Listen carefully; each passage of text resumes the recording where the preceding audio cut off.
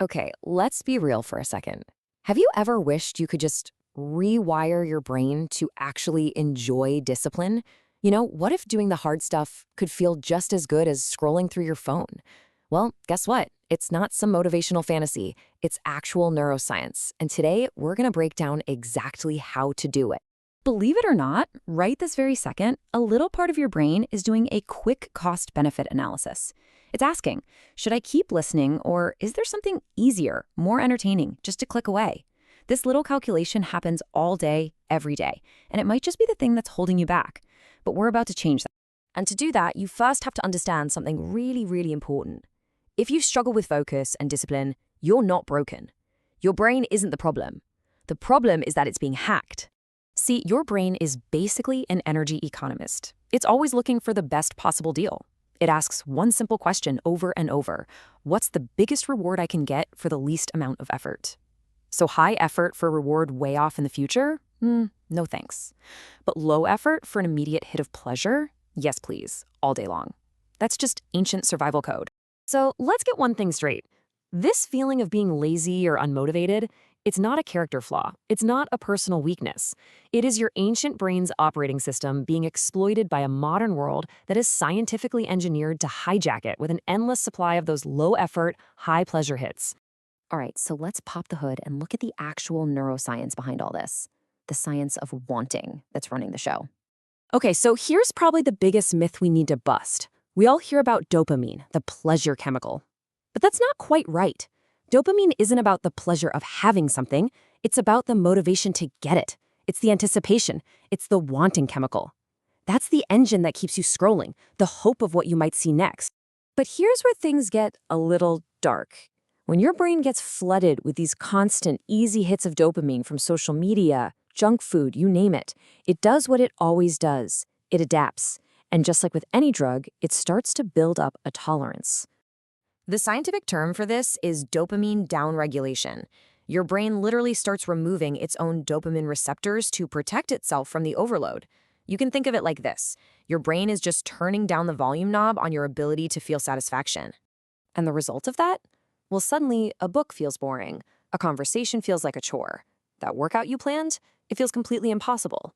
Your baseline for what's interesting gets so high that you need more and more intense stimulation just to feel, well, normal. Okay, that sounds pretty bleak, I know, but here is the amazing news. This is totally reversible. We can fix this. And the solution is something called a dopamine detox, which is all about hitting the reset button on your brain's reward system. Now, I gotta be honest with you. When you first start, you're gonna feel bored, restless, maybe even a little irritable. And you might think, oh no, this isn't working. But that feeling, that's not failure. That's withdrawal. That discomfort is the feeling of your brain chemistry physically changing. It's proof that it's working. So, how do we actually do this? It's a pretty simple 3-step plan. Step 1, you've got to identify your personal kryptonite. What are your biggest sources of cheap dopamine? Step 2, you eliminate them for a set period of time. A week is a fantastic start.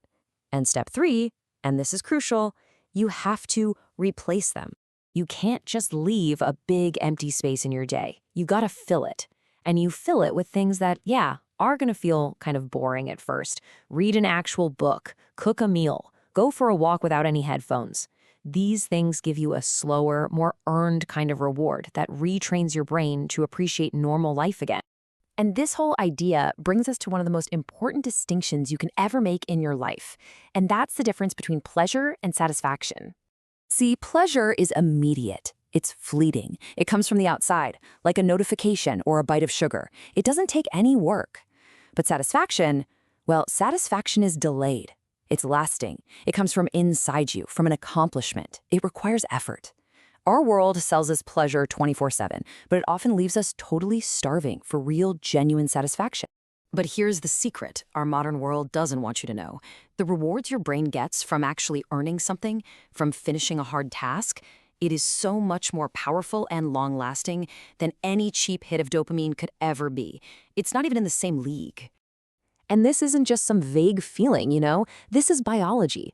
Every single time you choose the hard thing, you are literally strengthening the neural pathways in your prefrontal cortex. You're building a superhighway for self-control right inside your skull. You are upgrading your own hardware. So really, this isn't about just getting through a 7-day challenge. This is about playing the long game. It's a strategy for reclaiming your own mind.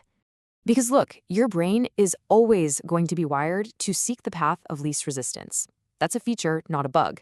So the goal isn't to fight that impulse with sheer willpower forever. The goal is to design a life where doing the right thing is the path of least resistance. And you do this with really simple environmental design. Delete the apps that suck you in. Put your phone in a different room when you need to focus. Lay out your gym clothes the night before. You make the good habits easy and the bad habits just a little bit harder. Every little bit of friction matters. Just think about it. What is real freedom? Is it the freedom to scroll for hours? Or is it having a brain that actually works with you to achieve your goals? It's the freedom to choose something difficult and meaningful and to actually enjoy the process. So, let's not let this just be another interesting thing you heard today. Let's make this real. Let's do something right now. I want you to make one concrete decision. What is your #1 source of cheap, empty dopamine? Got it? Okay. Now, just commit to getting rid of it for 7 days. That's it. Not forever, just 1 week. And pay attention. Notice the boredom. Notice when it starts to go away. And notice what starts to feel interesting and rewarding again. The science on this is absolutely clear. Your brain is not fixed. It is built to adapt and change. It is ready and waiting to be